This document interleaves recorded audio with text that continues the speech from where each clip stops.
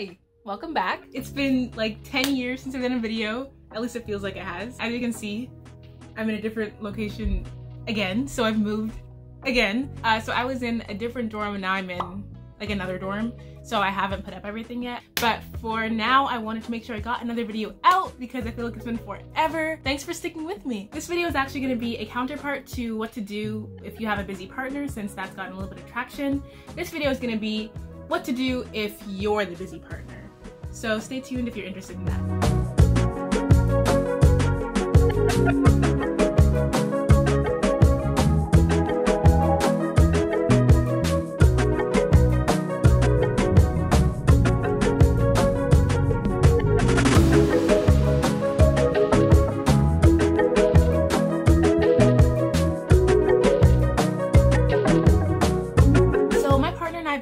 For about 2 years, and I run a blog where I talk about us.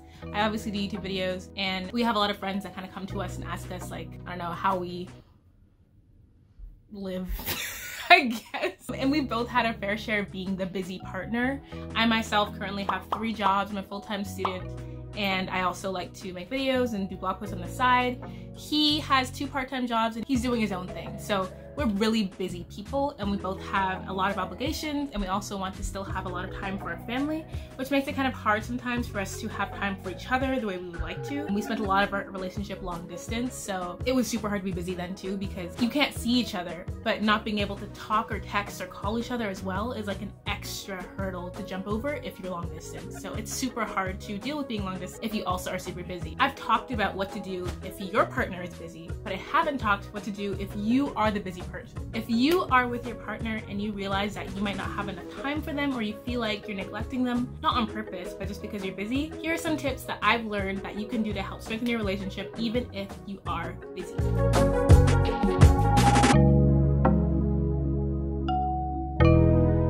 Tip number 1.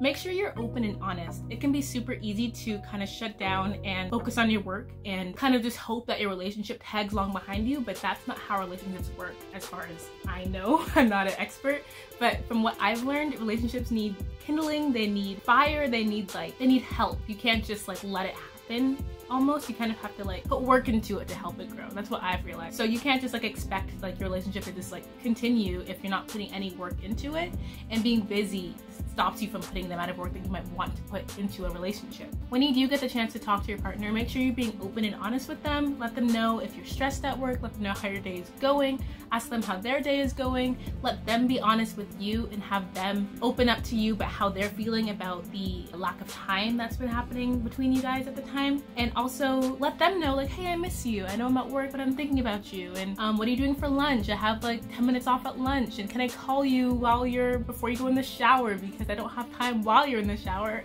Something like, even if it's small things, letting your partner know that you're thinking about them, that you miss them, that you do want to talk to them means the world of difference, and will allow them to kind of relax when they know that you're off doing your own thing. And this is especially important if you guys are long distance, because communication's even more vital in a long distance relationship.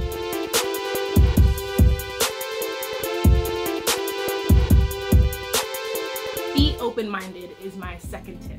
Being open-minded is super important because if you are busy, then obviously you can't do the normal things you might do with your partner. Maybe if you're living together, you don't have mornings together anymore. Maybe you wake up before them, maybe you go to sleep after them, you don't see them in the mornings and night times, maybe you don't get the weekends off like you used to, and you guys can't go on weekend dates, or maybe you guys are long distance and now you just can't call in the mornings, or now you just can't call for hours on end. You only have a few minutes every now and again, and that's really, really tough. So it's important to be open-minded with the type of time that you can spend with your partner and the type of things you can do with them. So instead of maybe having a 4-hour conversation at the end of the day, because you can't do that anymore, perhaps planning one specific day where you make sure you have that day off so you can have that time with them.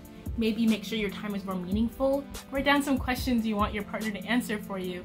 Plan a board game or an online game that you want to play during a certain time. Think up an online date that maybe you guys can do if you guys are long distance. And if you guys are in person, also try to make your time meaningful.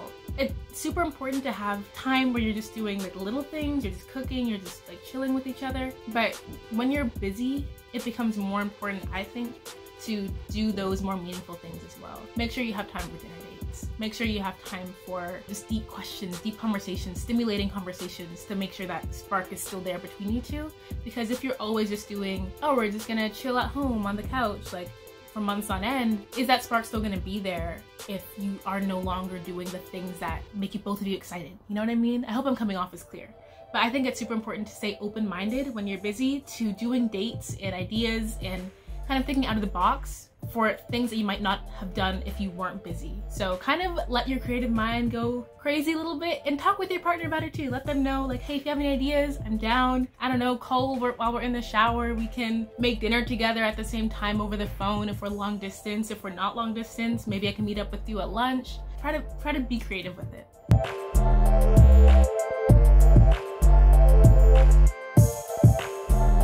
My third tip is to make sure that you are understanding. I'll use an example. My boyfriend is working at a job to obviously help with his own situation, but with the hopes of us being able to live together at one point. So I know in my mind that him having this job is the best thing for our relationship because we're both working towards a potential future together. That being said, it sucks to not be able to see him when I want to see him.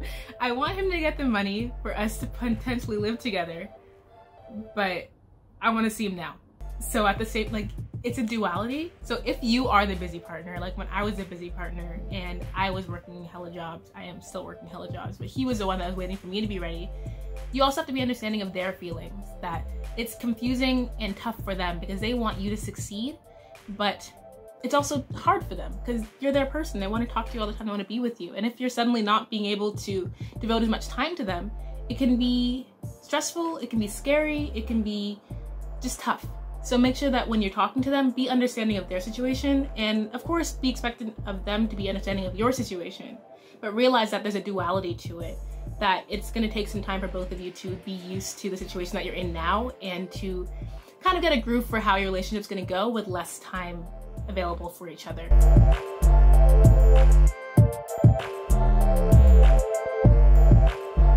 My fourth tip is probably one of my most important tips, and that's to remember to set aside you time. This is really important, I think, because it can be very easy to give yourself away to everybody, your family, your friends, your coworkers, your boss, your relationship, and not have any time left over for things that you want to do. My boyfriend is a very giving person. He loves to help people out, and one of his most favorite activities is to help other people. So when I ask him, what do you want to do? He's always like, I don't know, I'll do whatever makes you happy. And that's a great quality to have, but what happens when you're drained, you know? Like, what do you do to refill yourself that has nothing to do with other people?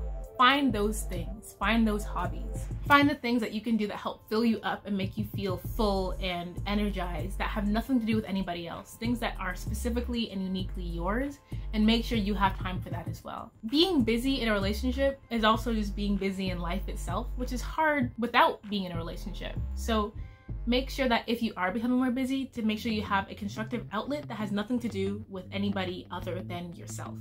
On a side note, I would also recommend that that outlet has nothing to do with work or creating something that's like money making, because that can become stressful down the line. So there's something that is personally just for your own self-fulfillment, whether that's video games, whether that's reading a book, whether that's writing a diary, I don't know, playing with Lego, like I don't know what your thing would be, but make sure you set aside time for that, because you can't be in a relationship where you're giving yourself to someone else if you haven't figured out who you are, what you like, or what you even have to give. So make sure you set aside time for that.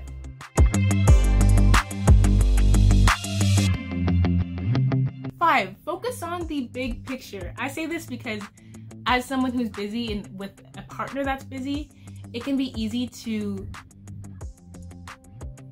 like narrow your vision to what's happening right now and think, I'm so busy, we never see each other, how is this gonna work? I miss this person and we're falling apart, and you could just, it can go on and on and on. But get yourself out of that headspace and remember why you're doing what you're doing and where you're trying to go.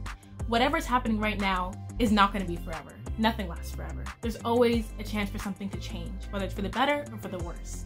And because you're on a pathway to do something productive, remember that you're doing this for a reason. You're busy, maybe because of work, because you want to get a house with your partner. Maybe you're busy because of school, because you want to get a degree and be able to have a better career, maybe with your partner down the line. Maybe you're busier because maybe you and your partner just had kids and you guys are just busy all the time and you don't have time for each other. But the reason for that is because you want to have a family with your partner. Like, there's a reason for everything that you're doing. So if you ever feel like you're just so stressed and there's no time for each other, remember why you're doing what you're doing, and that should help center you and ground you. And communicate that with your partner as well, because I'm sure it'll help them to know that you both are feeling the same way and you both need like that central grounding to help go further in your relationship.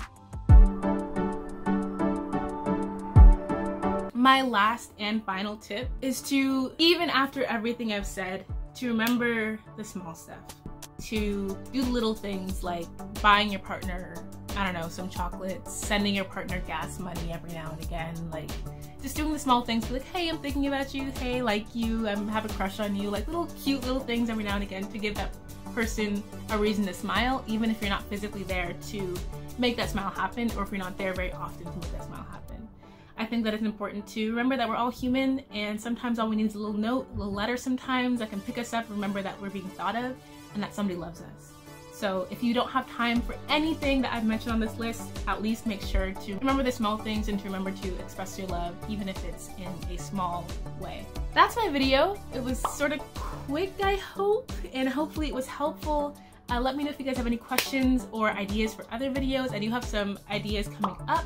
Please make sure to check out my blog at leakeys9.com. I am posting on there a little bit more often now because I am done with the bigger chunk of school. I do have some UCSC videos coming up too as well if you guys are interested in what it's like living on campus.